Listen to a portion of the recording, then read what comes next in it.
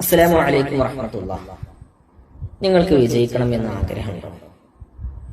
ഉണ്ടെങ്കിൽ 5 കാര്യങ്ങൾ നിങ്ങൾ ഒരു ദിവസം നഷ്ടപ്പെടുത്താതെ ഒഴിവാക്കാതെ ചെയ്തിരിക്കണം. ഒന്നാമത്തെ കാര്യം, 5 വക്ത് നിസ്കാരം ഒരു കാരണവശാലും ഒഴിവാക്കരുത്. നിസ്കാരം എന്ന് പറഞ്ഞാൽ നമ്മുടെ അടയാളമാണ്, വിശ്വാസിയുടെ അടയാളമാണ്. അതില്ലെങ്കിൽ പിന്നെ എന്തിനു പറ്റും നമ്മളെ? അപ്പൊ നിസ്കാരം ഒഴിവാക്കരുത്. രണ്ടാമത്തെ ഒന്ന്, നേരത്തെ ഉറങ്ങണം.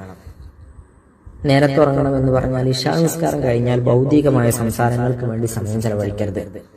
ഞാനങ്ങനെ പറയുമ്പോൾ നിങ്ങൾ തെറ്റിദ്ധരിക്കരുത്. അതായത് ഇശാവിന് ശേഷം കുറെ ഇബാദത്തിലൊക്കെ സമയം ചെലവഴിച്ച് അർദ്ധരാത്രി വരെ ഇബാദത്ത് ചെയ്യുന്നത് പാടില്ല എന്നല്ല പറഞ്ഞത്.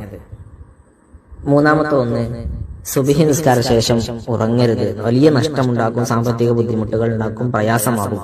ഒരിക്കലും ഉറങ്ങരുത്.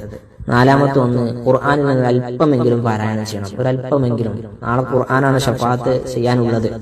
ഒരു പരിചയവും ഇല്ലാതിരിക്കരുത് ഖുർആനുമായി. അഞ്ചാമത്തെ ഒന്ന്, മുത്തുനബിയുടെ മേൽ സ്വലാത്തിനെ നഷ്ടപ്പെടുത്തരുത്. ഒരു 100 സ്വലാത്തെങ്കിലും ദിവസം ചെല്ലണം. ഇൻഷാ അല്ലാഹ് ഈ 5 കാര്യം ഇന്ന് മുതൽ നമുക്ക് തുടങ്ങിക്കൂടെ? അല്ലാഹു തൗഫീഖ് നൽകട്ടെ. അസ്സലാമു അലൈക്കും.